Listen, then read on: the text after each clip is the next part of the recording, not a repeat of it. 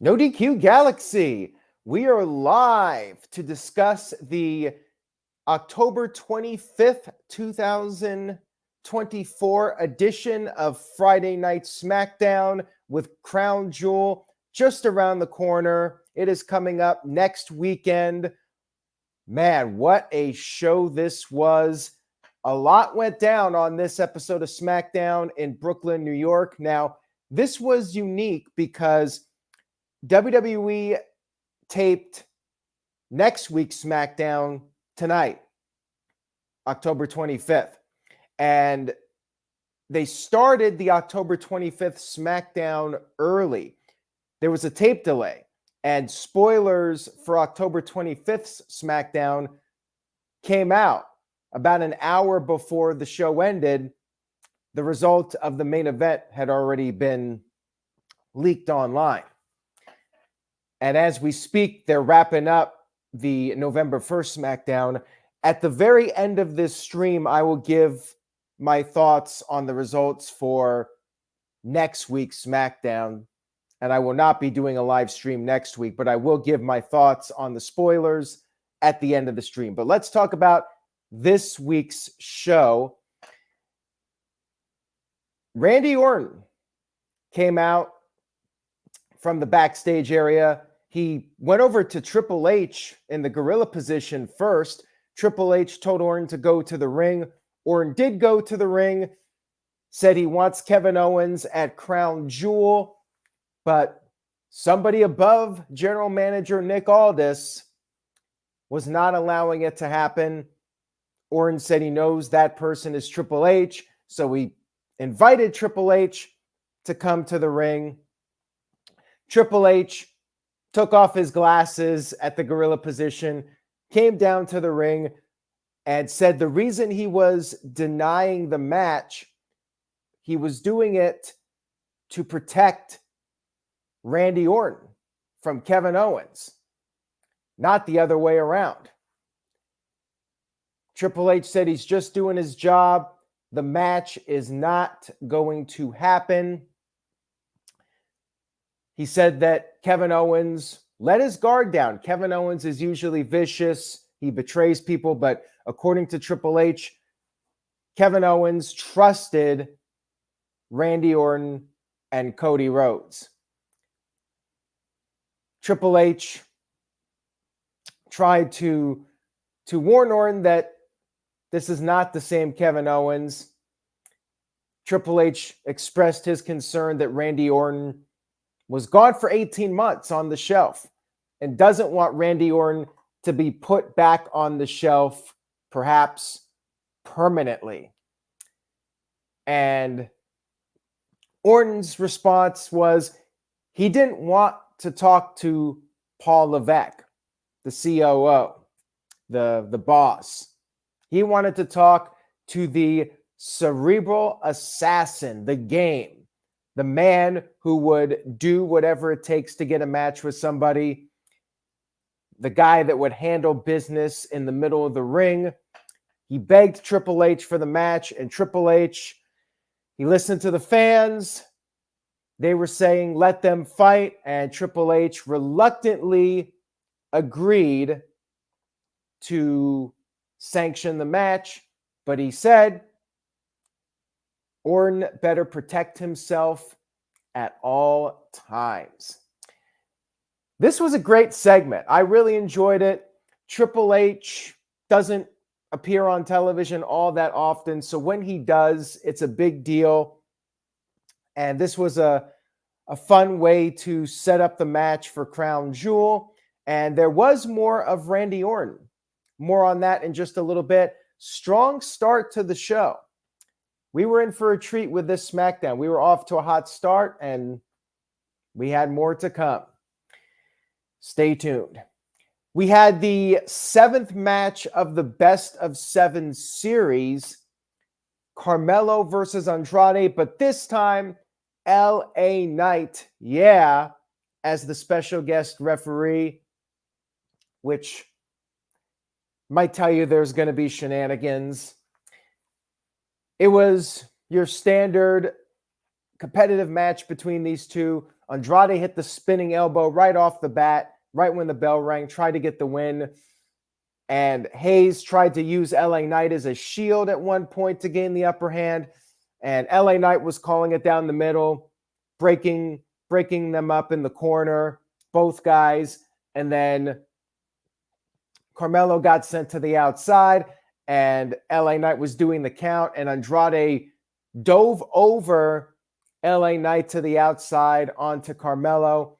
And then after the commercial break, Andrade took out Carmelo with a springboard Spanish fly, and LA Knight was counting both men. And each time he counted a number, the fans would chant, yeah. They were chanting, this is awesome. They were into it. Andrade hit several moves, including a destroyer. But then when Carmelo kicked out of a move, Andrade ended up being launched onto LA Knight. Carmelo then rolled up Andrade, but LA Knight was recovering and could not make the count right away. Carmelo got mad, and then Carmelo went to kick Andrade, but accidentally hit LA Knight.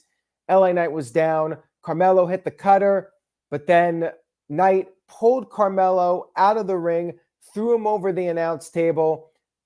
That got Andrade mad, and he tried to take a shot at LA Knight, but Knight took him out with the BFT, and then LA Knight also laid out Carmelo with the BFT, and then LA Knight went over to the timekeeper's table, had the bell rung, and declared himself as the winner of the best of 7 series, and called Andrade and Carmelo a pile of losers.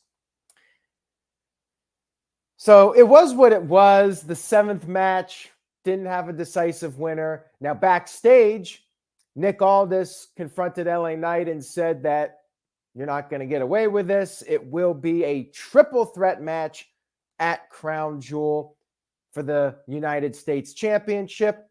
Feels like a heel move here. LA Knight takes out both guys, but now he's got to face them both in a triple threat match. But anyways, that is the match that's set up. Triple threat. And as Walter said, I think we all knew this was the eventual direction that they were going to do a triple threat. Best of 7 series ends in a tie. There you go. Not sure what people are going to think of that one, but it's fine for what it was. Triple threat match. There you go. So backstage, Tiffany Stratton was back. Miss Money in the Bank. She was with the women's champion, Nia Jax, but Nia talked about her new friendship with Candice LeRae and how Candice has a match against Naomi. Candice came in, and Tiffany was not too amused with this change with Indy Hartwell and Candice LeRae being partnered up with Nia Jax. We had Candice versus Naomi. Standard one-on-one match here between the two of them. Candice got the upper hand for a while, and then Naomi made her comeback. Indy Hartwell interfered. She sent Naomi into the ring post, but then Bayley ran down and attacked Indy Hartwell. Naomi was able to recover, and Naomi got the win over a very game Candice LeRae. There you go.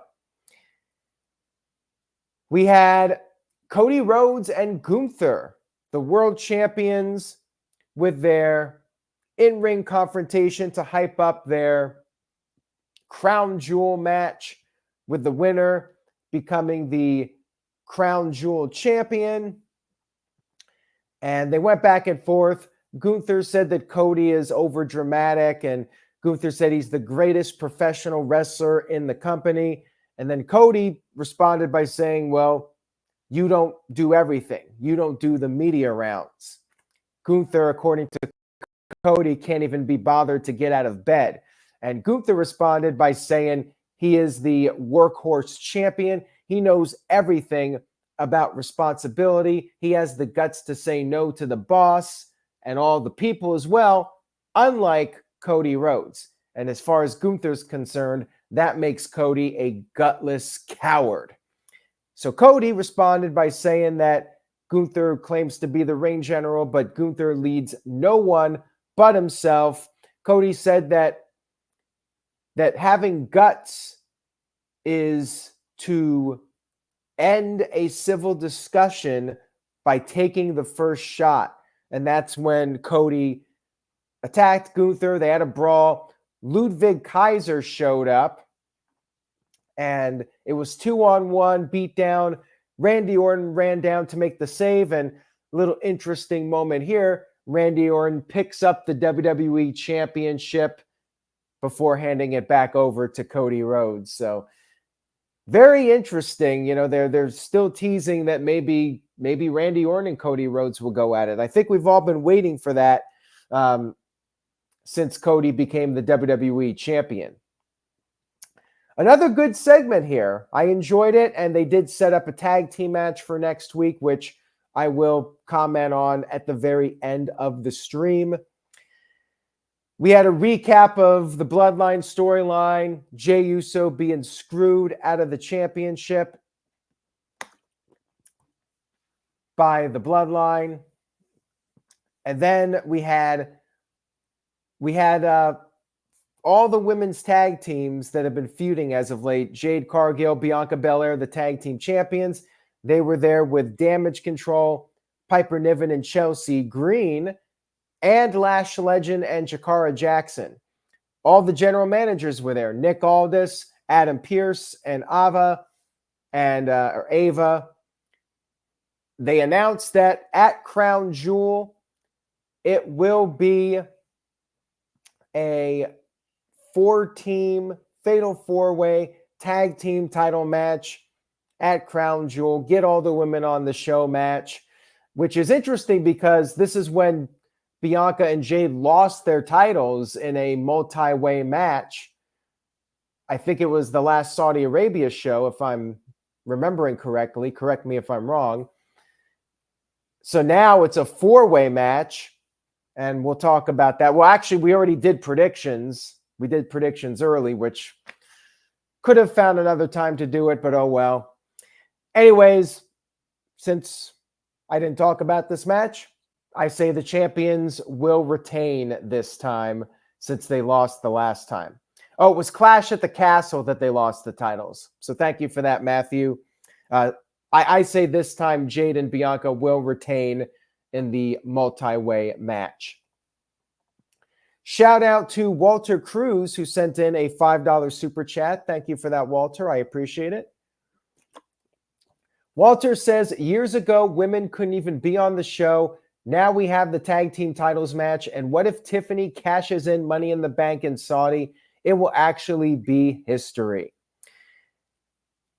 I think there's a decent chance of it happening, although I still feel like what Matthew said on our predictions video is what will happen. I feel like Tiffany will eventually cash in on Charlotte Flair after Charlotte beats Nia Jax. I feel like that's going to happen. I just have this feeling we are going to have Tiffany Stratton versus Charlotte Flair at WrestleMania.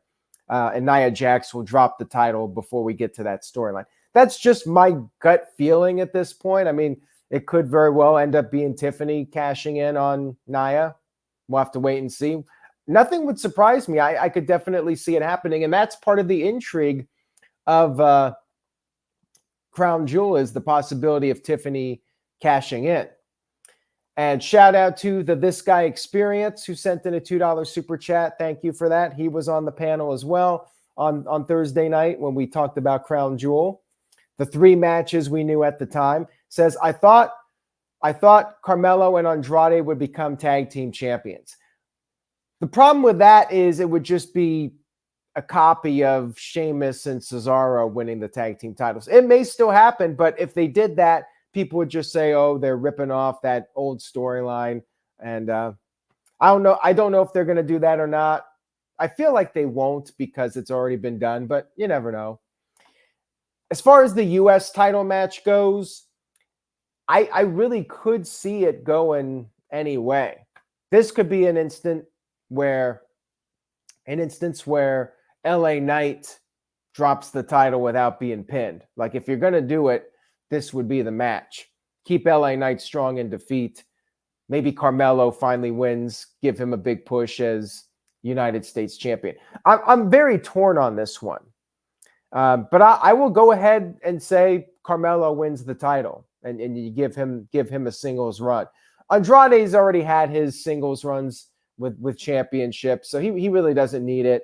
I say Carmelo wins to keep LA Knight strong. Carmelo pins Andrade to win the championship. And then I do think Kevin Owens will beat Randy Orton. Well, I'm not sure. I'm really torn about that one too, because they did the little tease for Randy Orton versus Cody Rhodes.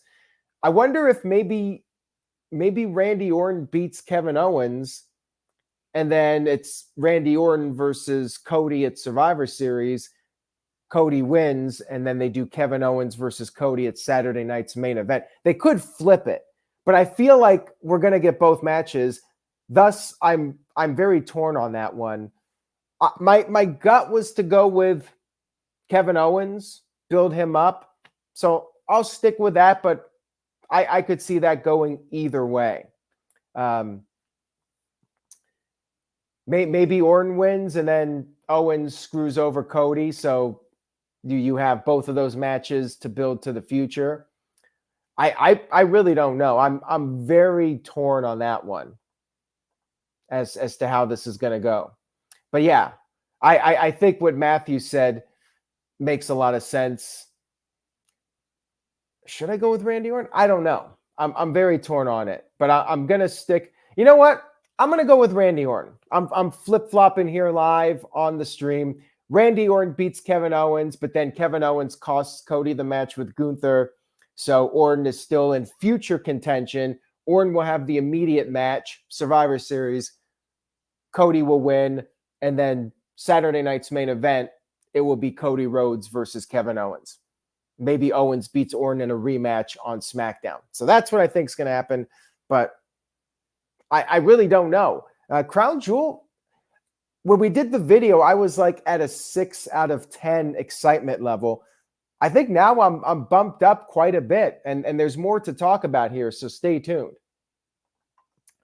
We got the rest of SmackDown, so let's get to that right now. We had our tag team title match, which started at about 9:20 Eastern. Angle alert. We had DIY versus the Motor City Machine Guns. #1 contenders match for the tag team titles. A very good match here on SmackDown, evenly matched back and forth, and there was sportsmanship. They did the handshake early on. Motor City Machine Guns were working well together, and then DIY got the upper hand, but then things broke down, and Gargano accidentally super kicked Ciampa. Motor City Machine Guns recovered and picked up the win with their tag team finisher, the Skull and Bones. And there was a little tease of maybe some dissension between Ciampa and Gargano after the match. I don't know if that's going to go anywhere or not, but there was a little subtle tease there that maybe things are not good with them. Motor City Machine Guns were celebrating their win, but then we had the Bloodline show up. The Bloodline came down to the ring, and we had a commercial break. And when we came back from the commercial break, we had Nick Aldis in the ring. So things were definitely picking up here. Crowd was chanting OTC, and Solo was getting pissed off at them. And Bloodline said they just wanted to introduce themselves to Motor City Machine Guns. Chris Sabin introduced themselves and said they were ready to fight any place, anytime. And Solo responded by saying if the Motor City Machine Guns want to make an impact, I see what you did there, Solo. How about a match right there on the spot in Brooklyn, New York? Nick Aldis was not wanting to do this. He felt like Motor City Machine Guns deserved a fair and square match where they're fresh and it's not their second match of the evening. But Shelley insisted. Sabin and Shelley were ready to do the match. They didn't want to wait. So Nick Aldis made it official. Tag team title match in the main event of SmackDown. Tonga's, Tama Tonga and Tonga Loa quickly gained the upper hand. They were fresh. Machine Guns already had their match. But then Sabin and Shelley were starting to pick up a little bit of momentum. But then Solo Sikoa was on the outside of the ring. He got involved. And then Jimmy Uso showed up. He attacked Solo and Jacob Fatu, but he was outnumbered. And then Roman Reigns' music hit. Roman Reigns came out there. Massive pop for Roman Reigns. And Ian brings this up. Mankind and The Rock from 1999. Stone Cold Steve Austin comes out there. Very similar to that. So Roman comes out there. There's a brawl. The old Bloodline and the new Bloodline fight to the back. And then the referee gets knocked down. The Tongas go for some steel chairs, but another masked man shows up, starts super kicking them, and we all know who it is at this point. The crowd's chanting yeet. He uses a chair on Tama Tonga, spears him, unmasked. It's Jey Uso. Crowd is going crazy. Motor City Machine Guns then hit their finishing move, the Skull and Bones, pick up the 1-2-3 victory, their third match in WWE, and they are the tag team champions. Massive pop for them. If the crowd didn't know who they were, they certainly know who they are now. They were chanting Motor City. They were into these guys. Great moment to make these guys stars. It took them, 2 decades to get to WWE? And third match in, they're the tag team champions. So the Rocket has been strapped to the Machine Guns, and I'm really happy for the guys knowing the time that they put in over the past 2 decades. It's better late than never, right? They finally have gotten the spotlight. Very well deserved, well earned, and a great moment. They got the pyro, they got their celebration, but we were not done yet. They left the ring with the championships, and then Jimmy Uso came back out there. Jimmy got in the ring, and Jay looked at him, and then Jimmy came in, and we got the big reunion. The two of them hugged, and the crowd popped massively for this. Such a great feel-good moment to end the show. Roman Reigns was out there, though, and looked a bit conflicted with what was going on, but the Usos have officially reunited. They're back together, and it was an excellent ending to the show. Very much like that match with The Rock and Mankind in '99. Steve Austin comes out. In this case, it was Roman Reigns coming out there, and very similar vibes. And just an awesome SmackDown. This was a red hot show. Big time hype up for Crown Jewel. And of course, they're setting up Survivor Series. Shout out to Walter Cruz, who sent in a $10 super chat. Thank you for that, Walter, for the generous super chat. Walter says, "This is how you end your show. I want to take anything away from it, but I wanted Jimmy and Roman to have to work a little harder for the reunion. I get it and all, but I feel like they should have worked for it." I do get what you're saying there. In this case, I think that it did work out really well.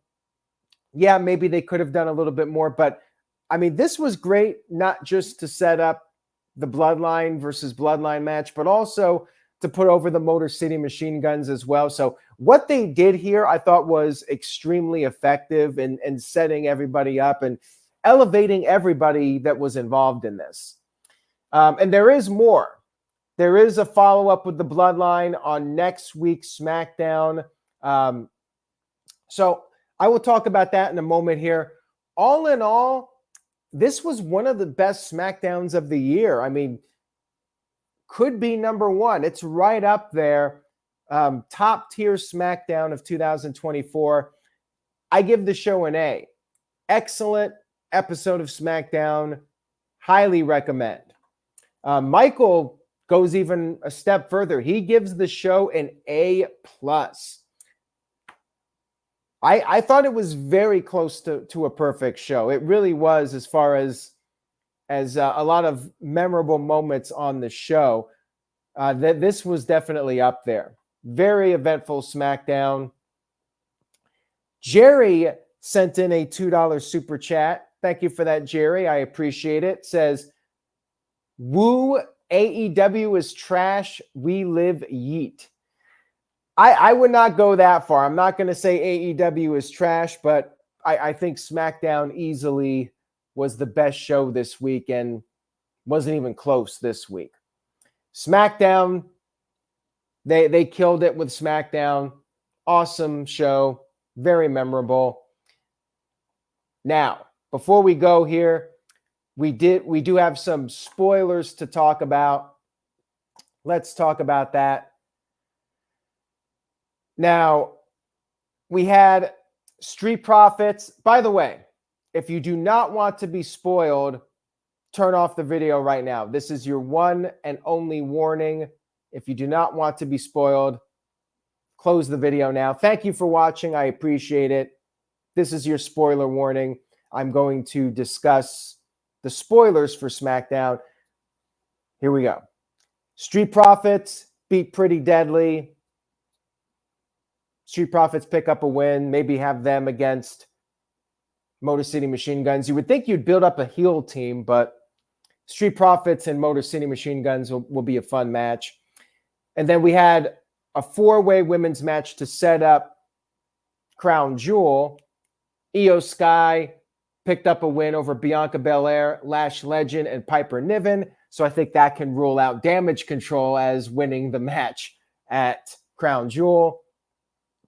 We had a face-off with Liv Morgan and Nia Jax, and we got involvement from Liv Morgan and Dominic Mysterio. And we also had Tiffany Stratton coming out there, and she teased cashing in at Crown Jewel, but she hasn't made a decision on who she is going to cash in on yet. And things got physical between Liv Morgan and Tiffany Stratton.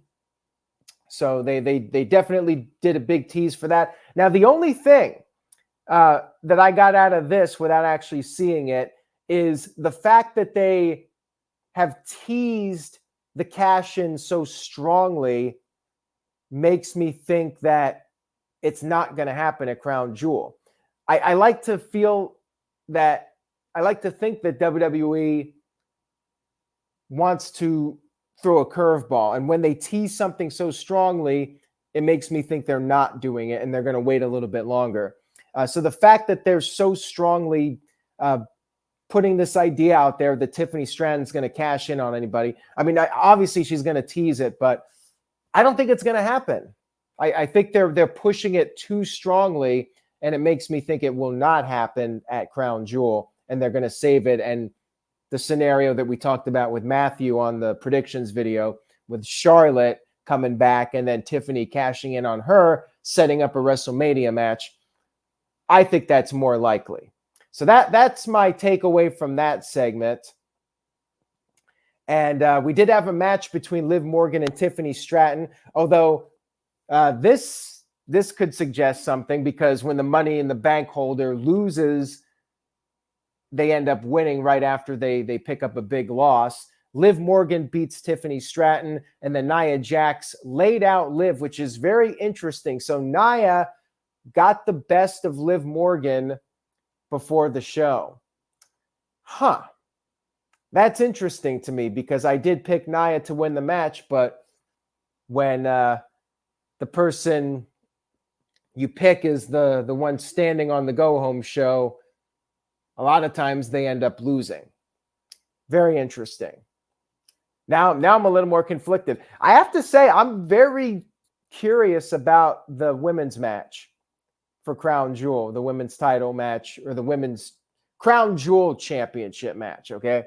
I don't care about the Crown Jewel title, but I'm very much intrigued by what could potentially happen with the Money in the Bank and how that match is going to play out. I really don't know.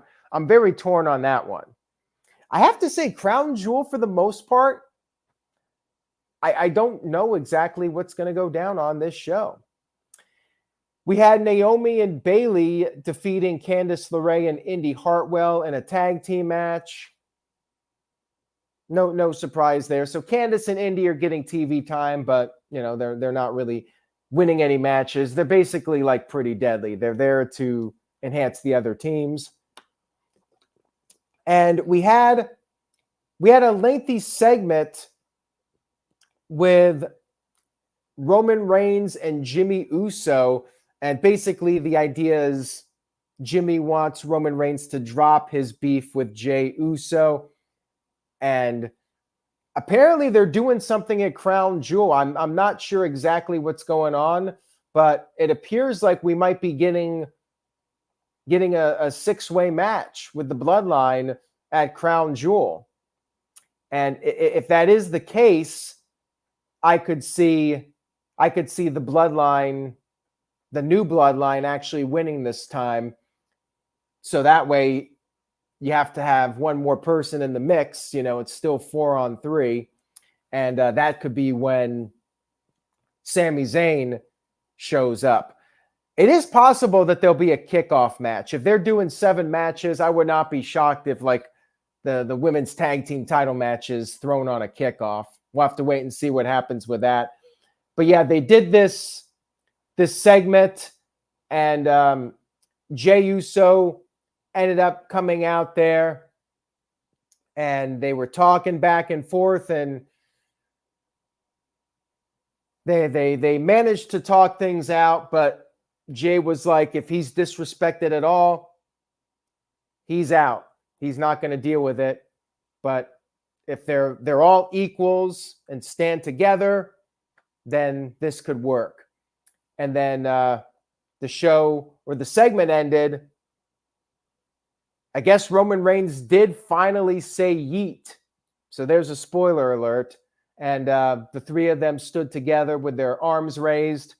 And yeah, they're together for now. But they're probably going to need one more person. And I think we all know who that person is. Well, maybe 2 more people, because there's a certain wise man we haven't seen yet at this point. And then we had our final segment of the show, which was Cody Rhodes and Randy Orton versus Gunther and Ludwig Kaiser. And I actually don't think a result has come out for this match yet. So I guess we'll stop with that. The full spoilers you'll be able to check out on NoDQ.com if you want to know what happens on next week's SmackDown. And thank you guys again for tuning in tonight. I very much appreciate it. Next week's SmackDown actually sounds like a pretty good show. A lot of the times I feel like the tape show is skippable, but this one actually seems like it might be worth checking out. People in the chat room are telling me that Kevin Owens got involved, but I haven't been able to confirm that.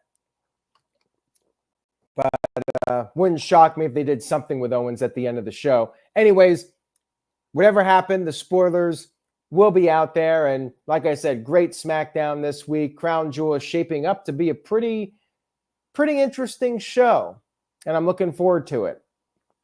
Thank you guys for watching. If you liked the video, please give it a thumbs up. Spread the word about No DQ on social media. I will be back in the near future. I'm actually going to be at Bound for Glory, so I'll be posting stuff on my Twitter/X, or Twix as Jeff calls it. So head over there, twitter.com or x.com/Aaron Rift. I'll be posting about Bound for Glory on there. I don't think I'll be doing a live stream, but I might try to do something as far as a recap goes. And I'm going to be meeting up with the Simple Man Noah Foster, so maybe we'll throw something up for you guys about the show. Regardless, I will have my thoughts on the show, whether it's on video or on social media. Look out for that. Say yes to NoDQ.com. Have a great weekend, everyone, and I will see you all next time.